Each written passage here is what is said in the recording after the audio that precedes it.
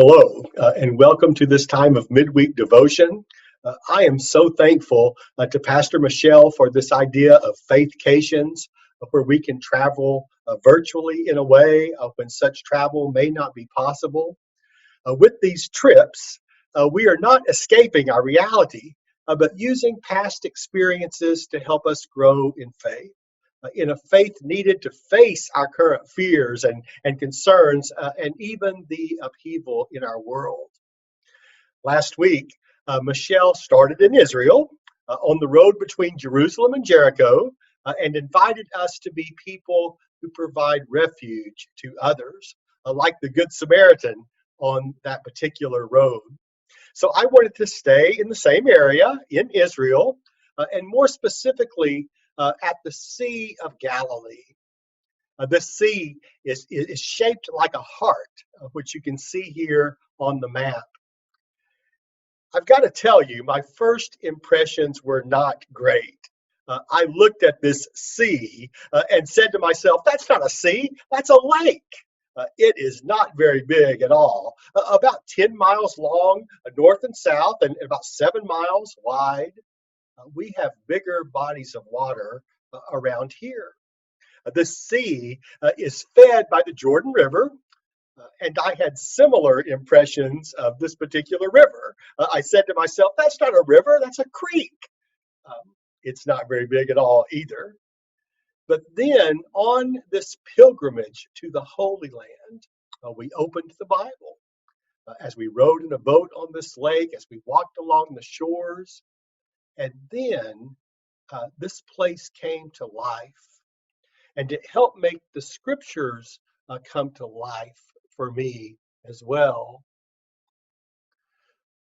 It helped to make the words of Jesus three-dimensional, we might say, as words and events became real, in real time, with real people in a real place that became holy because of God's life-giving presence.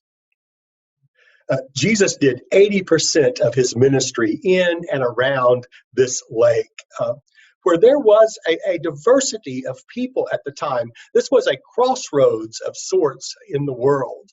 It was a place where Judaism met the rest of the world and was a center of a branch of Judaism that wanted to connect more with the rest of the world.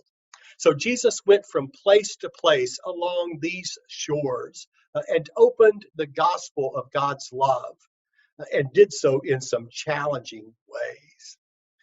So this is a small lake by our standards, but at the time, this area was ripe for the presence of God. It was intimate, allowing Jesus the opportunity to bring God's kingdom to earth, to people who would be the first then to take these blessings to others, to the world. On this sea, this lake, Jesus called fishermen to become fishers of people. From this body of water, Jesus taught of God's love through beatitudes and parables. And he took the disciples to the other side. This was big. There was this other side of this lake, and it was Gentile territory. Over there were people who were not like them. To many, these people on the other side were seen as dangerous, suspect, disruptors of our way of life. And yet Jesus went there. He took the disciples on more than one occasion to the other side. It was all part of the process of bringing the gospel to the world by first opening hearts to God's love for all. On one trip to the other side, a storm blew up. We read about this in Mark 4 and also in Matthew 8 and Luke 8. The disciples were scared and they were mad as well. Why? Because Jesus was asleep. He was just sleeping through it all. As the waves crashed in, these disciples woke Jesus up and immediately started in with their accusations. Do you not care about us? they asked. This is so interesting because it suggests that they had enough faith to believe that Jesus could do something about the storm if he wanted to, but they did not have enough faith to trust that Jesus was working for good, even in that moment, from an eternal perspective. Their faith at this point led them to accuse Jesus of not caring because he did not act in the way they thought he should have acted in the moment. So I wonder if you have ever had that kind of faith. I have. Jesus calmed the storm. But before they could breathe a sigh of relief and satisfaction for getting their way, Jesus pushes them to grow in faith. He does not let them off the hook.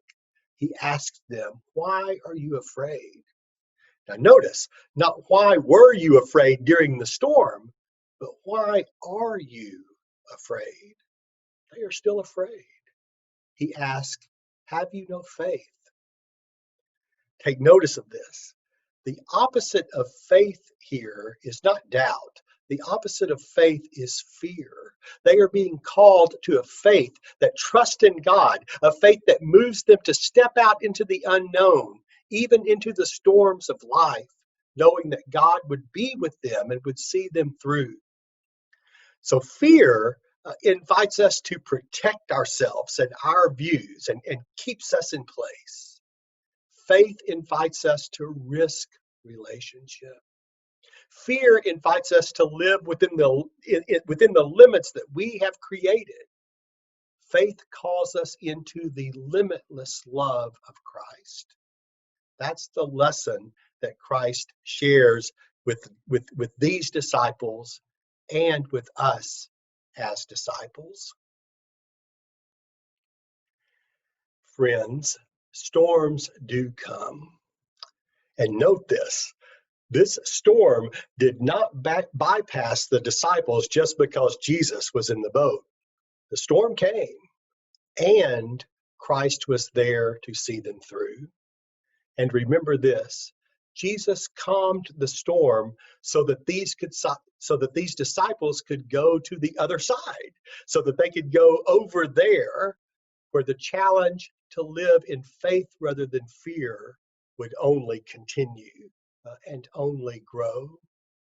Today, at the Sea of Galilee, I invite you to face a storm in your life, a personal storm, a relational storm, a physical storm. I invite you to confess your fear in the midst of this storm. And then, in your spirit, take your eyes off the storm and see Jesus the Christ in your midst.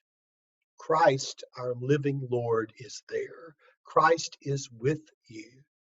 In your spirit, I invite you to hear him say, "Peace, be still." Amen.